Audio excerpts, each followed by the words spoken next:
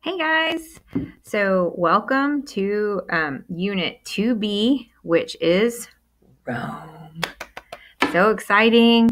Okay, so the Roman unit is always a lot of fun because there's just so much information. And of course, there's so much of what we do today. And honestly, even the way that our government operates, and a multitude of governments that operate throughout the world, it comes from pieces of Rome and its history and how they did things and working off of that foundation. And so, in addition to that, they've just got some really incredible stories and some really kind of crazy people that we get to talk about all throughout this unit. Now, if you will notice, just right there in the title underneath the Romans, it says 600 BC to AD 500. So this unit is also when we cross over from the BC to the AD. Now, if you'll remember, we kind of did a little bit of a periodization review towards the very beginning of the year. The reason why all of a sudden, you have the zero and you're working towards the zero in the BC, and then you're working away from the zero in the AD is because Christ is born. Okay, that's the big moment that's how we have that line of demarcation that says, okay, before Christ, and then Anno Domini, which in Latin means the year of our Lord. So, of course, Jesus Christ will be born during kind of the height of the Roman Empire. He's going to be crucified by Pontius Pilate, who was actually a Roman prefect. So Rome also plays a huge part in the historical narrative and just honestly the foundations of Christianity. So we're going to be talking even about that. So again, this is a very, very important unit and affects so much in terms of history and culture for the rest of the world, not just, Italy. It takes over huge portions of Europe, Africa, Asia. And so here we go. All right. So if you will look at this map, this we talked about just briefly yesterday after I did the note check. So if some of you were kind of worried when I posted the weekly board, like, what is that map? What is she talking about? This is all we did. We just very briefly looked at this map and I said, hey, look, in 117 AD, at the absolute height of the Roman Empire, everything that you see in red was Rome. And, and just kind of, again, just very, very briefly touched on that. And so don't feel like you really missed anything. But with that being said, I know my face is in the way here in the side box. But if you will look at the map, they have complete control of the Mediterranean Sea. And that is huge. I mean, if you control the Mediterranean Sea, especially at this time in history, I mean, think about the amount of trade and money you are controlling. Rome just gets so vast, it's almost kind of hard to comprehend, especially at that time. They just get very big and they conquer. But the cool thing about Rome is they conquer correctly. If you'll remember in the last unit, yes, Alexander the Great, he's known as the Great because, he goes around and he conquers a boatload of land in 10 years, right? Like he just goes. Rome doesn't do that. They don't do it quickly. It actually goes they're very slow and precise about how they conquer. So they would, obviously conquer a place, but then they would stay there for a little bit and set up infrastructure and build roads and kind of, it was engineered assimilation. That's what I'm saying in class today. And so they literally engineered the assimilation of the people that they conquered. They oftentimes offered even Roman citizenship to the people that they conquered if they liked those people. Now, don't be wrong. I don't want you to think that Romans were some amazing, peace-loving, awesome, everybody got citizenship people. No. If they didn't like you, yes, they enslaved you. And we'll talk about that here in just a little bit when we get to the Carthaginians and the Punic Wars. But if they conquered you and they kind of liked you, they basically offered you an opportunity to again become Roman citizens. They would have representatives from your city become members of the Council of the Plebes or of the Senate, for representation. And of course, the people that they would have are going to be already the leaders before they got there. But all of a sudden, it's not just this like slash and burn, kill or be killed, slave.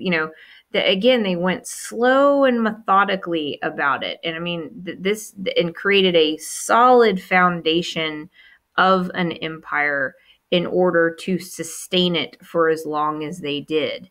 So again, kind of don't have Alexander the Great like go build this huge empire in 10 years in your brain. It's actually the exact opposite. It's like slow and steady wins the race for Rome. Okay. And so again, they would conquer, but that they would turn around and also govern and build infrastructure. Okay, so this is a video that does a wonderful overview of Rome that I want all of you guys at home to watch, because we're going to be hitting on all of the things that she mentions. Okay, yes, initially it starts out as this monarchy. Their first king is Romulus. There's a great story about how the city of Rome was founded by two twins who were abandoned at birth, and a she-wolf off the banks of the Tiber River took them in and raised them as her own. And then once they got older, they basically kind of got in a fight as to where to found the city. And Romulus actually ends up killing his twin brother Remus, and he becomes the first king of Rome. And that's how Rome gets its name. It gets its name from Romulus. But that's kind of the very, very beginning. They don't stay a monarchy. They turn into a republic, which is what we're fixing to start talking about. And then, of course, they go into their imperial time frame where they have an emperor, which acts essentially as like kind of a one-man show. And that starts with the death of Caesar and then the reign of Octavian, who becomes Augustus. But again, I know you're kind of like, oh my God, she's talking a lot about stuff and then just moving on. I'm going to come back to all of that. I'm just saying that like this gives you a nice overview of what is to come. So I want you to watch it. Okay, so first and foremost, we always talk about the geography of a place because hopefully last unit with Greece, you realize like how much that can really kind of play a part in a place's economy and culture and trading abilities. And so it's no different for Rome.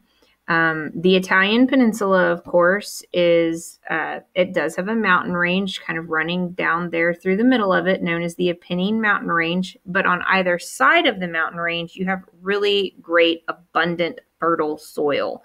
So unlike Greece being rocky and mountainous and only being able to grow like olives and citrus trees and grapes and things like that, Italy can grow grain.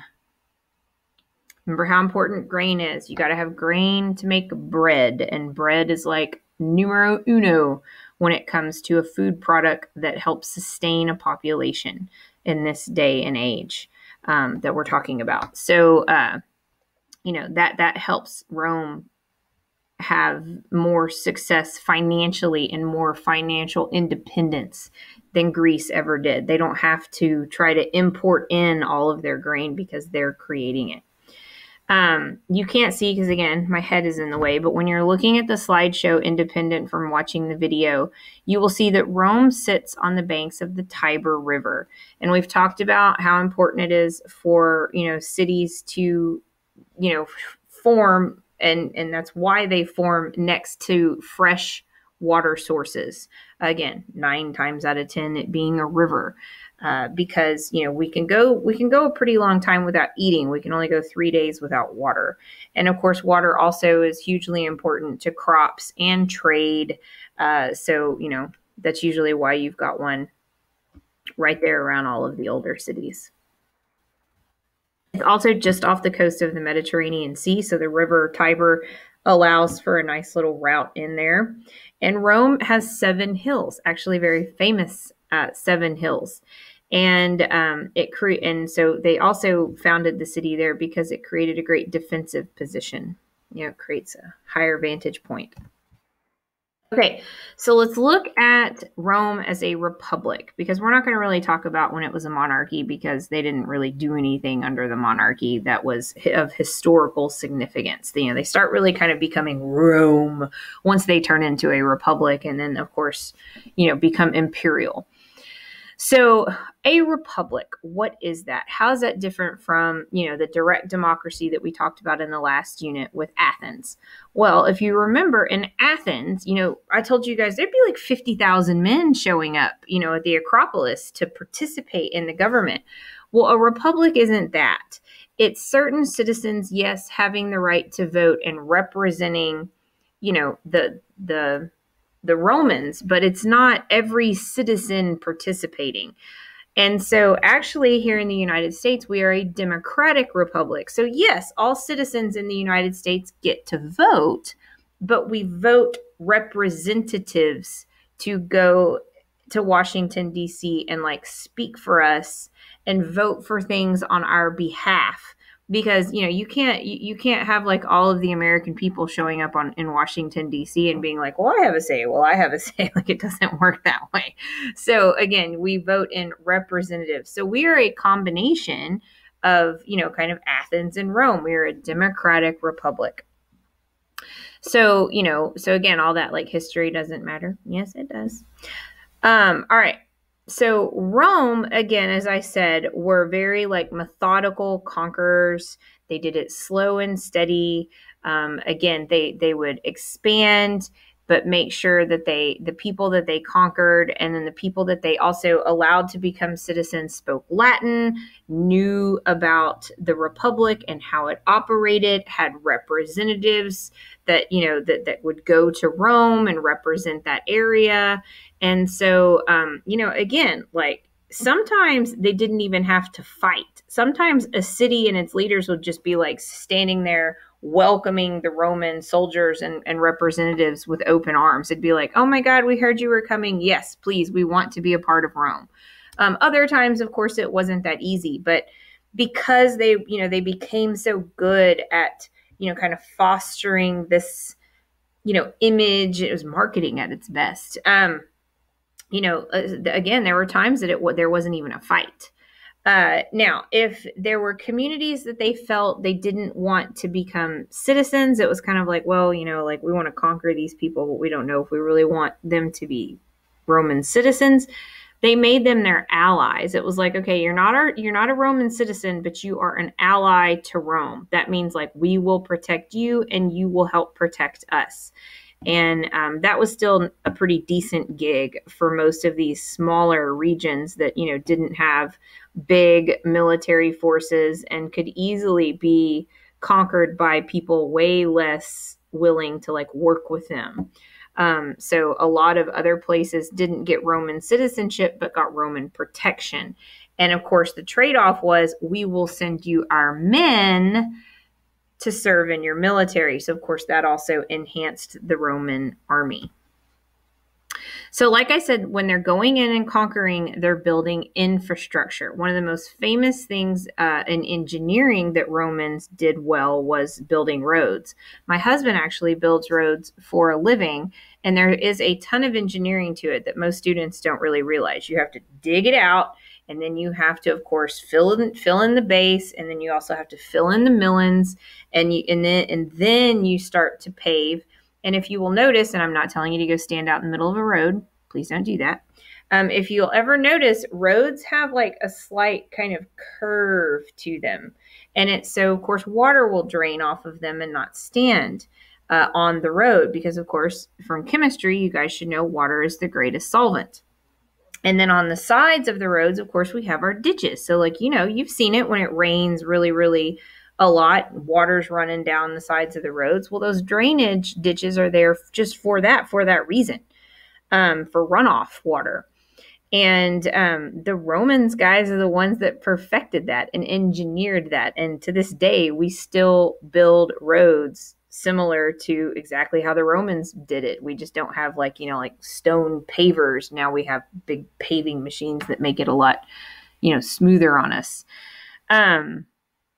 But that was part of their infrastructure, and their road system was incredibly important because, hello, if you have these great roads that are easy to get along and connect these cities and these people that you are conquering, then that means trade is going to run more efficiently and smoothly, and therefore you're making money quicker and there's more of it.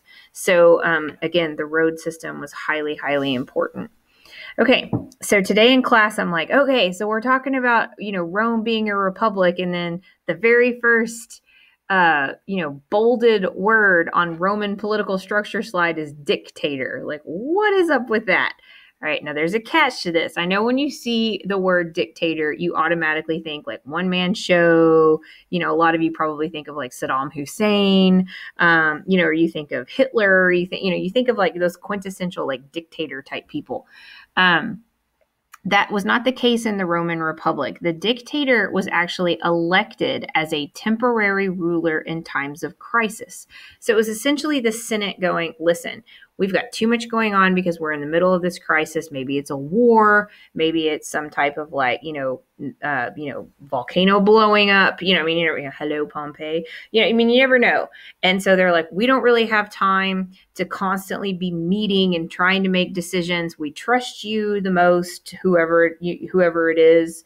And so we are going to elect you to make the hard and fast decisions necessary now in this time of crisis. And then, of course, when it was over, the dictator was no more and they went back to normal.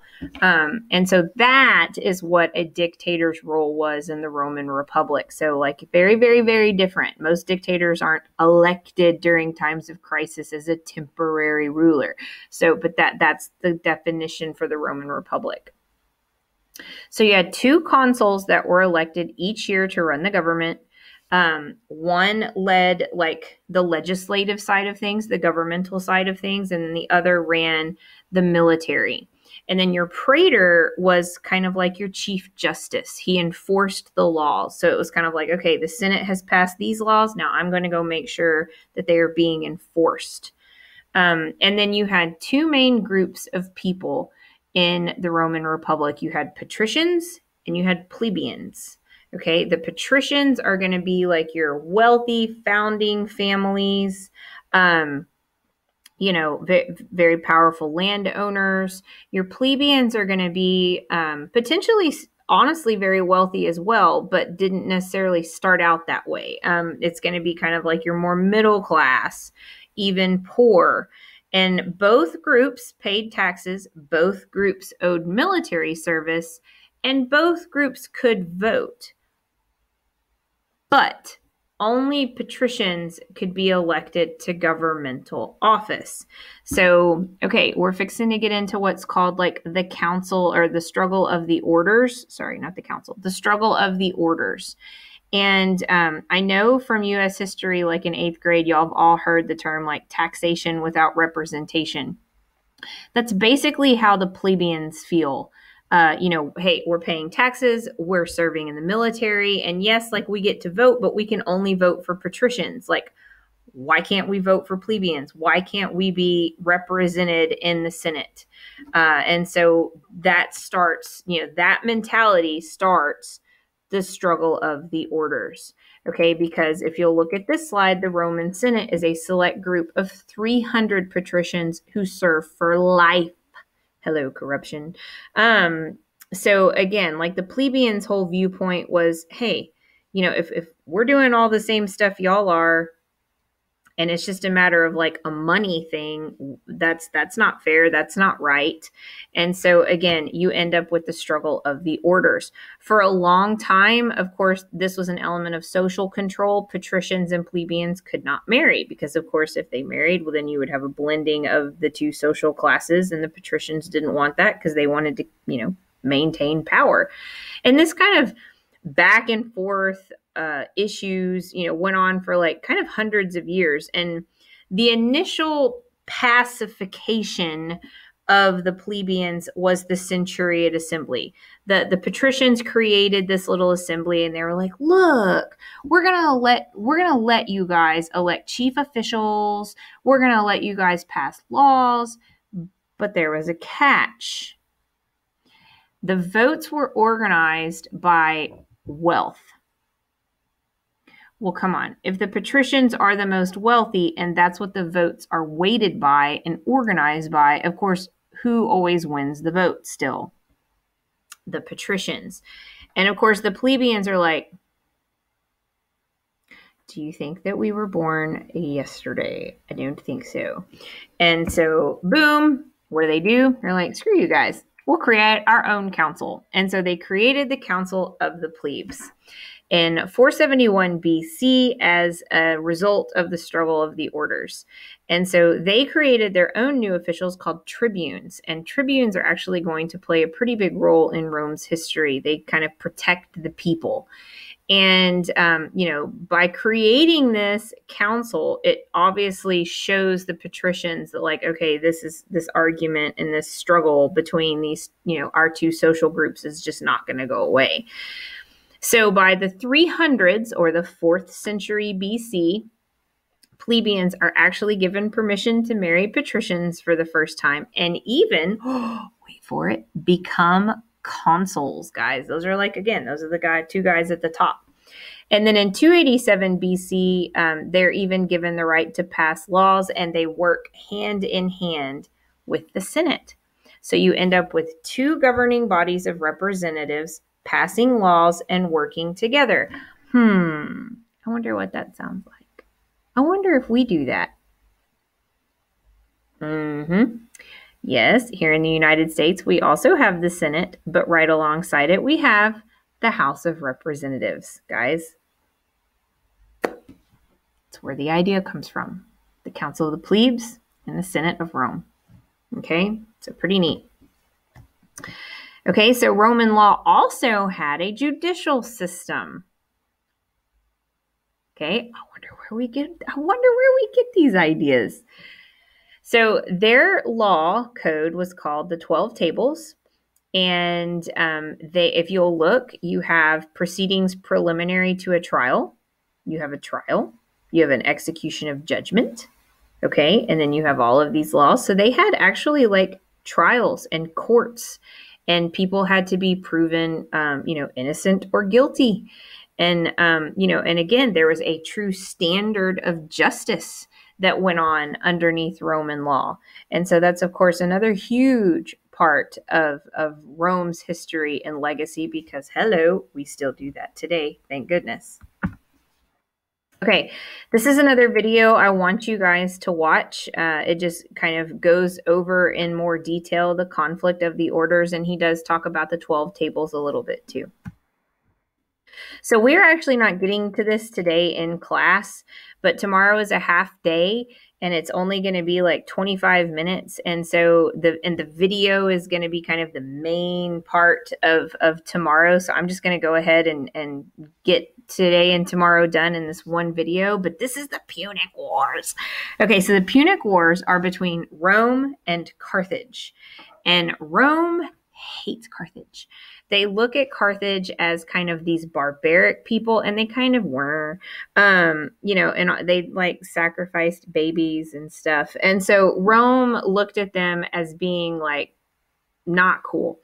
And in addition to just their overall like cultural differences and Rome not liking them on that basis, once Rome had taken over the Italian peninsula and had really started gaining power in the Mediterranean, Carthage was its most, influential rival in the power struggle of the Mediterranean Sea, and who was going to control the trade and who was going to make the most money off of trade in the Mediterranean. Carthage was Rome's big rival. And so, the presence of the Carthaginians in the Mediterranean on the island of Sicily, they didn't like it. They wanted Carthage dealt with. And so you end up with a pretty lengthy struggle for control of the Mediterranean in these three series of wars. The first, again, is fought over Sicily from 264 to 241 BC. Rome wins.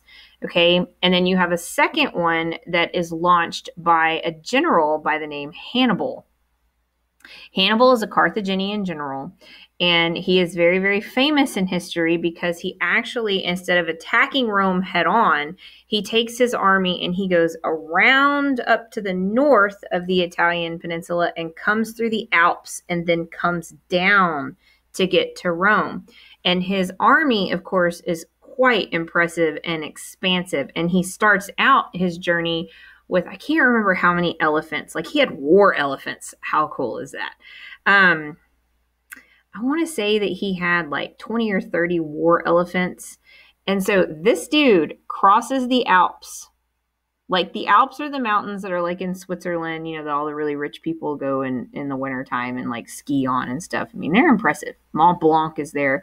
So anyways, he crosses the Alps with his army and war elephants. How amazing is that? Unfortunately for the elephants, they're not really designed for that kind of environment. So only one makes it for elephants. But still, like, there's so many iconic paintings now that you can go Google of like Hannibal crossing the Alps with his war elephants. And what a sight that would be to see if we had a time machine. But Hannibal comes down and actually does some pretty serious damage to the territory of the Roman Republic. He gets pretty stinking far before the Roman legion is really able to stop him and fight him back. And so this is going to last from 218 to 201 BC. So, I mean, again, that second go round is a pretty extensive fight. And it's really largely due to Hannibal and Scipio. Scipio is going to be the Roman general that ends up besting Hannibal. And there's a really great story about we beat Hannibal finally, but Hannibal doesn't die. Like, he actually goes and he's on the run. And Rome sends an entire specialized fleet of soldiers to kill him. And they finally meet up with him somewhere in the Middle East. I can't remember where it was, but he basically, his dying words were like, you know, I can't believe that y'all are still afraid of an old man. You know, it's some kind of hardcore like slight. Like, you're going to send an entire group of people to find me and kill me. And I'm an old man now that's like obviously defeated. Okay, fine. Here I am. You know, and so it's a very kind of great last words moment, in my opinion. But Rome wins the second one. But the Second Punic War is by far like the most kind of iconic Punic War between Hannibal and Scipio. So if you ever get a chance, to go look up a little bit more information, please do. It's pretty neat. And then the third Punic War is literally just Rome pouring salt on a wound. They do not want in any way, shape, or form Carthage to come back and become a threat whatsoever. So they just go and obliterate them and sell off all of their people into slavery, or capture them and enslave them for their own use. And a lot of gladiators actually came from Carthage in the Roman games and stuff. So, that's pretty much it for the Punic Wars. Carthage is officially like off the map by the time the third one happens. And this is a great video. Again, please watch it. It talks about Hannibal and Scipio and goes over the Punic Wars pretty well. And that's it. That is, today, Thursday, October 7th or 8th. And then tomorrow, our half day, Friday, October 9th. And then next week, we'll do Rome some more. So anyways, I hope you guys have a wonderful weekend. And I will see y'all on Monday. Bye.